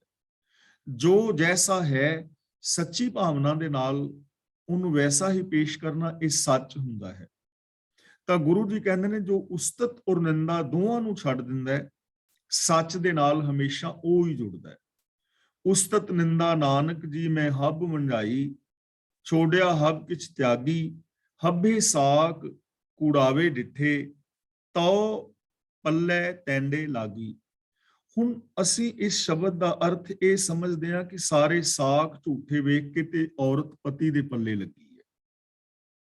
ਅਸੀਂ ਪੱਲੇ ਵਾਲੇ ਸ਼ਬਦ ਵਿੱਚ ਕਰੀਬ ਕਰੀਬ ਇਹੀ ਸਮਝ ਲੈਂਦੇ ਹਾਂ ਕਿ ਸਾਰੇ ਸਾਕ, ਚਾਚੇ ਤਾਏ ਆਦਿਕ ਝੂਠੇ ਨੇ। ਤਾਂ ਉਸ ਸ਼ਬਦ ਦਾ ਮੀਨਿੰਗ ਇਹ ਨਹੀਂ ਹੈ। ਇਹ ਚੀਜ਼ ਸਮਝਣ ਵਾਲੀ ਹੈ। ਸਭੇ ਸਾਕ ਕੁੜਾਵੇ ਕਿਹੜੇ ਨੇ, ਉਹ ਪਹਿਲੀ ਪੰਕਤੀ 'ਚ ਦੱਸਿਆ ਹੈ। ਉਸਤਤ ਨਿੰਦਾ ਨਾਨਕ ਜੀ ਮੈਂ ਹੱਬ ਮੰਝਾਈ। ਸਾਡੇ 2 ਤਰ੍ਹਾਂ ਦੇ ਸਾਕ ਨੇ। ਸਾਕ ਦਾ ਮਤਲਬ ਸੰਬੰਧ। 2 ਤਰ੍ਹਾਂ ਦੇ ਸੰਬੰਧ ਨੇ ਸਾਡੇ। ਮੰਨ ਲਓ ਜੇ ਮੈਂ ਆਪਣਾ ਨਾਮ ਲੈ ਕੇ ਗੱਲ ਕਰਾਂ ਤਾਂ ਮੇਰੇ 2 ਤਰ੍ਹਾਂ ਦੇ ਸੰਬੰਧ ਕਿਹੜੇ ਹੋਣਗੇ। ਇੱਕ ਉਹ ਲੋਕ ਜਿਨ੍ਹਾਂ ਨੂੰ ਮੈਂ ਆਪਣੇ ਸਮਝਦਾ ਤੇ ਉਹਨਾਂ ਦੀ ਮੈਂ ਉਸਤਤ ਵਡਿਆਈ ਕਰਦਾ ਹਾਂ, ਝੂਠੀ। ਇੱਕ ਲੋਕ ਉਹ ਜਿਨ੍ਹਾਂ ਨੂੰ ਮੈਂ ਬੇਗਾਨੇ ਸਮਝਦਾ ਤੇ ਉਹਨਾਂ ਦੀ ਮੈਂ ਝੂਠੀ ਬਦਨਾਮੀ, ਬਦਖੋਈ ਕਰਦਾ। ਤਾਂ ਮੇਰੇ ਰਿਸ਼ਤੇ 2 ਹੋ ਗਏ ਨਾ ਲੋਕਾਂ ਨਾਲ, ਇੱਕ ਉਸਤਤ ਕਰਨ ਵਾਲਾ ਔਰ ਇੱਕ ਨਿੰਦਿਆ ਕਰਨ ਵਾਲਾ। ਤੇ ਗੁਰੂ ਜੀ ਕਹਿੰਦੇ ਨੇ ਮੈਂ ਨਿੰਦਿਆ ਔਰ ਉਸਤਤ ਕਰਨ ਵਾਲੇ ਸਾਰੇ ਸਾਖ ਝੂਠੇ ਵੇਖ ਲੈਣੇ। ਇਹ ਸਾਰਾ ਕੁਝ ਝੂਠ ਹੈ।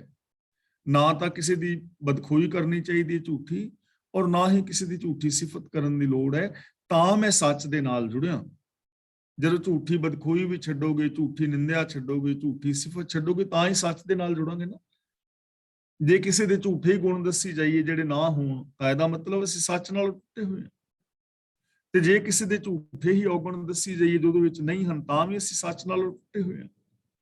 ਇਸ ਲਈ ਗੁਰੂ ਜੀ ਕਹਿੰਦੇ ਨੇ ਕਿ ਪ੍ਰਭੂ ਸੱਚਾ ਹੈ, ਉਹਦਾ ਨਿਆਂ ਸੱਚਾ ਹੈ, ਤੇ ਜਿਹੜਾ ਨਿੰਦਕ ਇਨਸਾਨ ਹੈ ਉਹਦੇ ਸਿਰ 'ਚ ਹਮੇਸ਼ਾ ਸੁਆਹ ਪੈਂਦੀ ਹੈ, ਭਾਵ ਉਹਦੀ ਬਦਨਾਮੀ।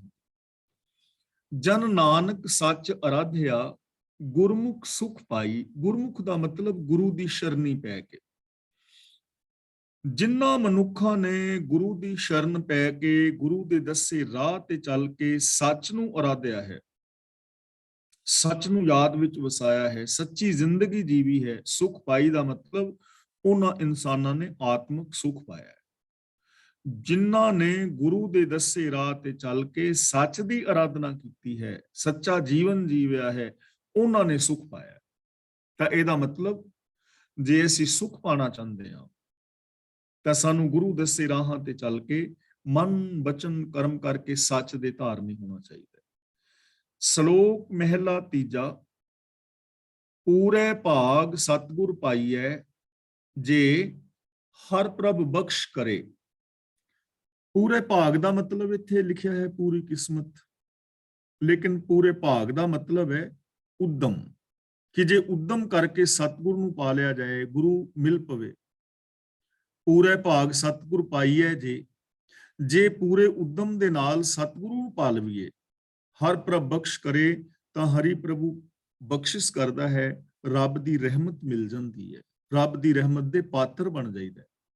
ਜੇ ਉਦਮ ਦੇ ਨਾਲ ਸਤਿਗੁਰੂ ਮਿਲੇ ਤਾਂ ਗੁਰੂ ਨੂੰ ਮਿਲਣ ਵਾਸਤੇ ਉਦਮ ਤਾਂ ਕਰਨਾ ਪਵੇਗਾ। ਪ੍ਰਭੂ ਦੇ ਗੁਣਾਂ ਦੇ ਧਾਰਨੀ ਹੋਣ ਲਈ ਉਦਮ ਤਾਂ ਕਰਨਾ ਪਵੇਗਾ।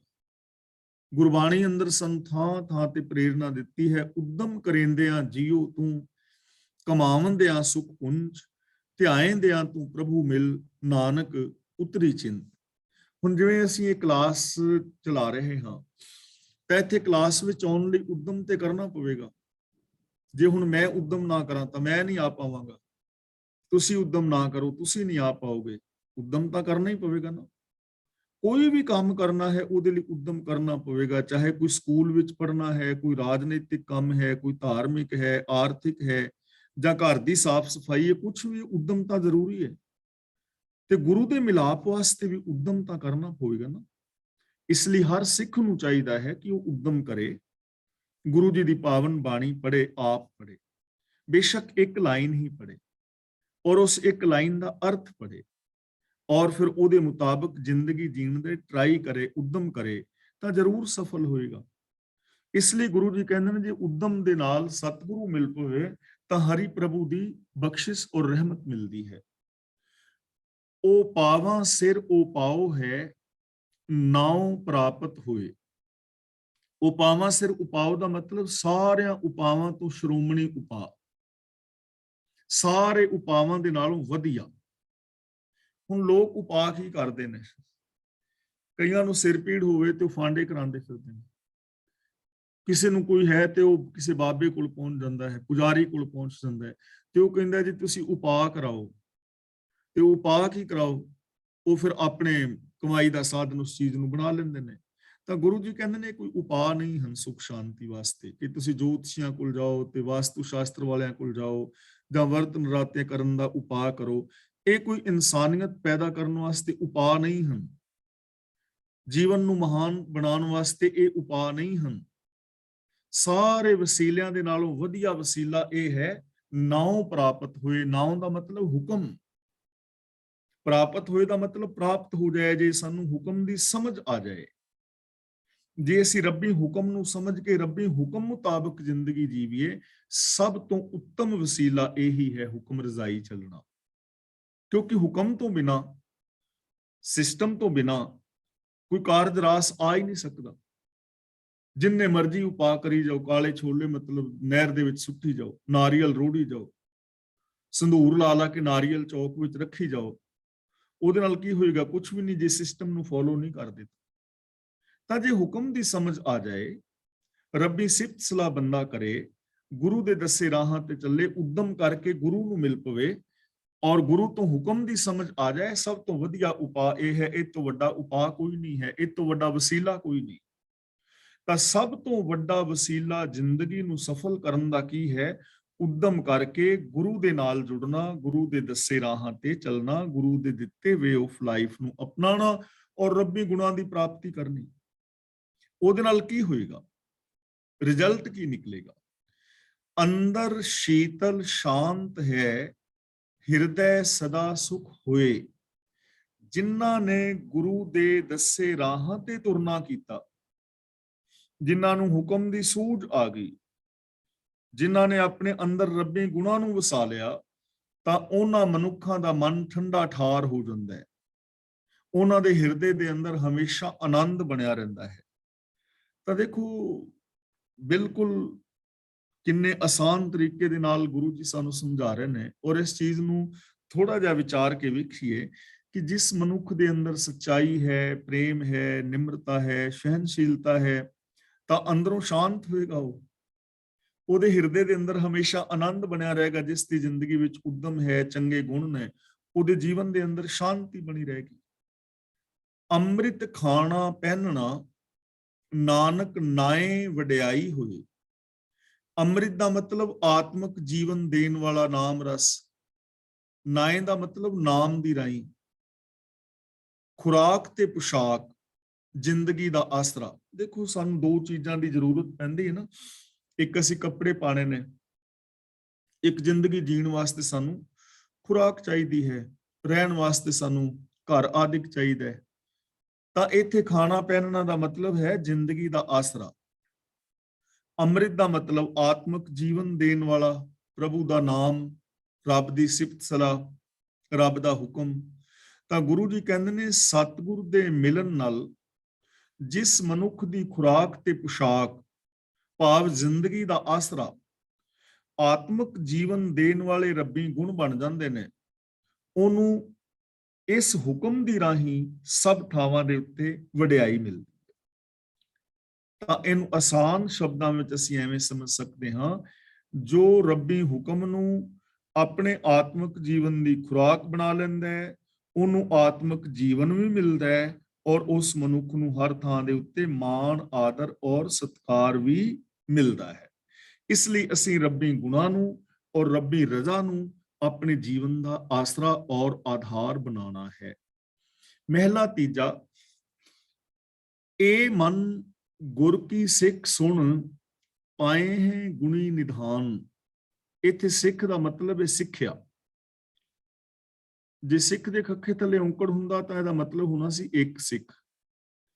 ਤੇ ਸਿੱਖ ਸ਼ਬਦ ਨੂੰ ਬਹੁਵਚਨ ਬਣਾਉਣ ਲਈ ਵੀ ਔਂਕੜ ਹਟਾਇਆ ਜਾਂਦਾ ਹੈ, ਤੇ ਕਿਸੇ ਮੇਲ ਜੈਂਡਰ ਨੂੰ ਫੀਮੇਲ ਜੈਂਡਰ ਬਣਾਉਣ ਵਾਸਤੇ ਵੀ ਔਂਕੜ ਹਟਾਇਆ ਜਾਂਦਾ ਹੈ। ਇੱਥੇ ਸਿੱਖ ਸ਼ਬਦ ਹੈਗਾ ਸਿੱਖਿਆ। ਇਹ ਮਨ ਗੁਰ ਕੀ ਸਿੱਖ ਸੁਣ, ਤੇ ਇਹ ਜੋ ਸਿੱਖ ਸ਼ਬਦ ਹੈ ਇਹ ਫੀਮੇਲ ਜੈਂਡਰ ਵੀ ਹੈ, ਕਿਉਂਕਿ ਕੀ ਸ਼ਬਦ ਫੀਮੇਲ ਹੈ ਨਾ। ਇਹ ਮਨ ਗੁਰ ਕੀ ਸਿੱਖ ਸੁਣ, ਕਿ ਇਹ ਮਨ ਗੁਰੂ ਦੀ ਸਿੱਖਿਆ ਸੁਣ, ਆਪਣੇ ਅੰਦਰ ਵਸਾ। ਗੁਰੂ ਦੀ ਸਿੱਖਿਆ ਸੁਣ ਕੇ ਜੇ ਮਨ ਵਿੱਚ ਵਸਾਏਗਾ ਤਾਂ ਫਿਰ ਕੀ ਮਿਲੇਗਾ? ਪਾਏ ਹੈ ਗੁਣੀ ਨਿਧਾਨ, ਗੁਣਾਂ ਦਾ ਖਜ਼ਾਨਾ ਪ੍ਰਭੂ ਮਿਲ ਜਾਏਗਾ। ਗੁਣਾਂ ਦਾ ਖਜ਼ਾਨਾ ਤੈਨੂੰ ਮਿਲ ਜਾਏਗਾ, ਕਿਉਂਕਿ ਗੁਰੂ ਨੇ ਸਾਨੂੰ ਗੁਣਾਂ ਦੇ ਨਾਲ ਜੋੜਨਾ ਹੈ। ਗੁਰੂ ਜੀ ਸਾਨੂੰ ਹਰ ਸ਼ਬਦ ਵਿੱਚ ਦੱਸ ਰਹੇ ਨੇ, ਅਵਗੁਣਾਂ ਨੂੰ ਛੱਡ ਕੇ ਗੁਣਾਂ ਦੇ ਧਾਰਨੀ ਹੋਵੋ, ਝੂਠ ਨੂੰ ਛੱਡ ਕੇ ਸੱਚੇ ਰਾਹ ਦੇ ਉੱਤੇ ਤੁਰੋ, ਮਨਮੁਖਤਾ ਨੂੰ ਛੱਡ ਕੇ ਗੁਰਮੁਖਤਾ ਨੂੰ ਅਪਣਾਓ, ਗੈਰ ਇਨਸਾਨੀਅਤ ਨੂੰ ਛੱਡ ਕੇ ਇਨਸਾਨੀਅਤ ਵਾਲੇ ਕਰਮ ਕਰੋ, ਪਸ਼ੂ ਬਿਰਤੀਆਂ ਨੂੰ ਛੱਡ ਕੇ ਇਨਸਾਨੀ ਜ਼ਿੰਦਗੀ ਜੀਣ ਦਾ ਯਤਨ ਕਰੋ। ਤਾਂ ਜੇ ਤੂੰ ਗੁਰੂ ਦੀ ਸਿੱਖਿਆ ਸੁਣੇ, ਗੁਰੂ ਦੀ ਸਿੱਖਿਆ ਸੁਣ ਕੇ ਮਨ ਵਿੱਚ ਵਸਾਏ, ਤਾਂ ਤੂੰ ਗੁਣਾਂ ਦੇ ਖਜ਼ਾਨੇ ਪ੍ਰਭੂ ਨੂੰ ਪਾ ਲਵੇਂਗਾ। ਰੱਬ ਕੀ ਇਹ ਗੁਣ ਨਿਧਾਨ, ਗੁਣਾਂ ਦਾ ਖਜ਼ਾਨਾ। ਸੁਖ ਦਾਤਾ ਤੇਰੇ ਮਨ ਵਸੈ, ਹਉਮੈ ਜਾਏ ਗੁਮਾਨ।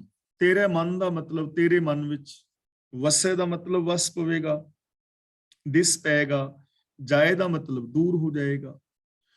ਤਾਂ ਸਾਰੇ ਸੁੱਖ ਦੇਣ ਵਾਲਾ ਪ੍ਰਭੂ ਤੇਰੇ ਮਨ ਵਿੱਚ ਵਸ ਪਏਗਾ, ਤੇਰੇ ਅੰਦਰੋਂ ਹਉਮੈ ਔਰ ਅਹੰਕਾਰ ਚਲਾ ਜਾਏਗਾ।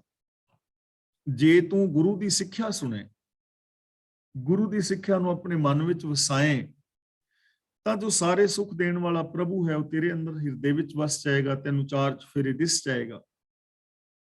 ਲੇਕਿਨ ਇਹ ਕੰਮ ਤਾਂ ਹੋਏਗਾ ਜੇ ਤੇਰੇ ਅੰਦਰੋਂ ਹਉਮੈ ਹੰਕਾਰ ਚਲਾ ਜਾਏ, ਔਰ ਜੇ ਗੁਰੂ ਦੀ ਸਿੱਖਿਆ ਨੂੰ ਸੁਣੇਗਾ ਤਾਂ ਤੇਰੇ ਅੰਦਰੋਂ ਹਉਮੈ ਹੰਕਾਰ ਵੀ ਚਲਾ ਜਾਏਗਾ।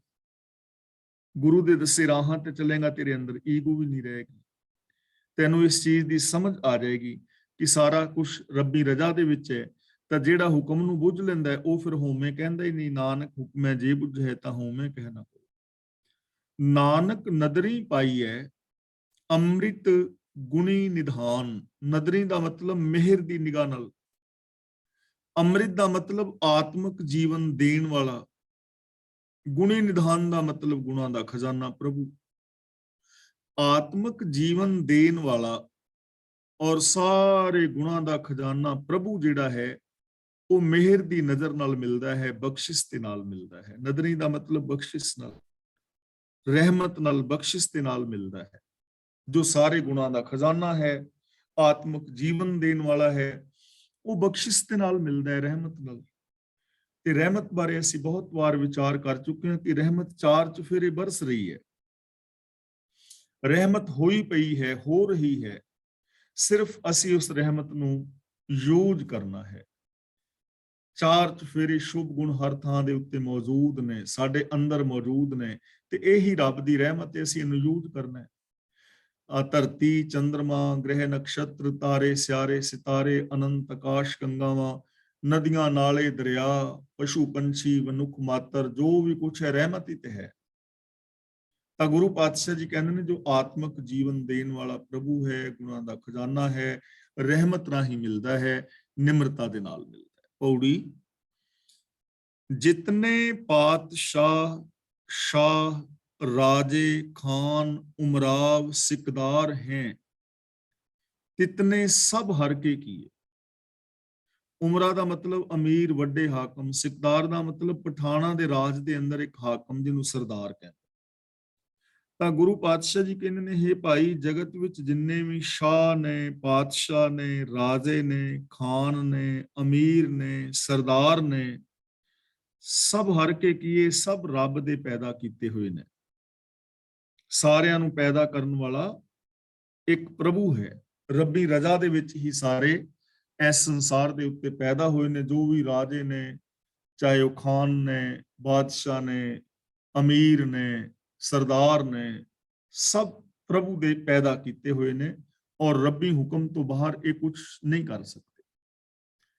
ਜੋ ਕਿਛ ਹਰ ਕਰਾਵੇ ਸੋ ਓਏ ਕਰਹਿ, ਸਭ ਹਰ ਕੇ ਅਰਥੀਏ। ਅਰਥੀਏ ਦਾ ਮਤਲਬ ਮੰਗਤੇ, ਕਰਹਿ ਦਾ ਮਤਲਬ ਕਰਦੇ ਨੇ। ਜੋ ਕੁਛ ਪ੍ਰਭੂ ਉਹਨਾਂ ਪਾਸੋਂ ਕਰਾਂਦਾ ਹੈ ਉਹੀ ਉਹ ਕਰਦੇ ਨੇ, ਉਹ ਸਾਰੇ ਪ੍ਰਭੂ ਦੇ ਦਰ ਦੇ ਮੰਗਤੇ ਨੇ। ਹੁਣ ਇੱਥੇ ਸਾਨੂੰ ਨਾ ਸਮਝਣ ਦੇ ਵਿੱਚ ਥੋੜੀ ਜਿਹੀ ਪ੍ਰੋਬਲਮ ਆ ਸਕਦੀ ਹੈ ਕਿ ਜੋ ਪ੍ਰਭੂ ਕਰਾਂਦਾ ਹੈ ਉਹੀ ਉਹ ਕਰਦੇ ਨੇ ਔਰ ਸਾਰੇ ਪ੍ਰਭੂ ਦਰ ਦੇ ਮੰਗਤੇ ਨੇ। ਇਹ ਚੀਜ਼ ਥੋੜੀ ਜਿਹੀ ਸਮਝਣੀ ਪਵੇਗੀ। ਫਿਰ ਅਸੀਂ ਇਹ ਕਹਿ ਦਿਆਂਗੇ ਵੀ ਫਿਰ ਔਰੰਗਜ਼ੇਬ ਤੋਂ ਤੇ ਰੱਬ ਨਹੀਂ ਕਰਾਇਆ ਜੋ ਕੁਝ ਕਰਾਇਆ, ਤਾਂ ਫਿਰ ਔਰੰਗਜ਼ੇਬ ਦਾ ਤਾਂ ਕੋਈ ਕਸੂਰ ਨਾ ਹੋਇਆ, ਜਾਂ ਹਿਟਲਰ ਹੈ, ਜਾਂ 84 ਦੇ ਵਿੱਚ ਜੋ ਕੁਝ ਵੀ ਹੋਇਆ ਹੈ, ਜਾਂ ਅੱਜ ਕੋਈ ਮਾੜੇ ਕਰਮ ਕਰ ਰਿਹਾ ਹੈ ਕੋਈ ਰਾਜਾ ਬਾਦਸ਼ਾਹ, ਤਾਂ ਰੱਬ ਹੀ ਕਰਾ ਰਿਹਾ, ਤਾਂ ਇਹਦਾ ਮਤਲਬ ਫਿਰ ਦੋਸ਼ੀ ਤੇ ਰੱਬ ਹੋਇਆ ਨਾ ਸਰੇਆਮ। ਲੇਕਿਨ ਗੱਲ ਇਹ ਨਹੀਂ ਹੈ, ਇੱਥੇ ਚੀਜ਼ ਸਮਝਣ ਵਾਲੀ ਹੈ ਜੋ ਪਿੱਛੇ ਭਾਵਨਾ ਹੈ ਕਿ ਜੋ ਹਰ ਕਰਾਵੇ, ਜੋ ਰੱਬ ਕਰਾਂਦਾ ਹੈ, ਮਤਲਬ ਸਿਸਟਮ ਜੋ ਹੈ ਰੱਬ ਦੀ ਰਜ਼ਾ ਹੈ, ਜੋ ਭਾਣਾ ਹੈ ਉਹ ਸਾਰੇ ਭਾਣੇ ਵਿੱਚ ਨੇ, ਰਜ਼ਾ ਤੋਂ ਬਾਹਰ ਨਹੀਂ, ਸਿਸਟਮ ਤੋਂ ਬਾਹਰ ਨਹੀਂ। ਹੁਣ ਇਹ ਮੈਂ ਪਹਿਲਾਂ ਵੀ ਬੇਨਤੀ ਕਰ ਚੁੱਕਾ ਕਿ ਚੰਗਾ ਮਾੜਾ ਸਾਰਾ ਕੁਝ ਸਿਸਟਮ ਦੇ ਵਿੱਚ ਹੈ।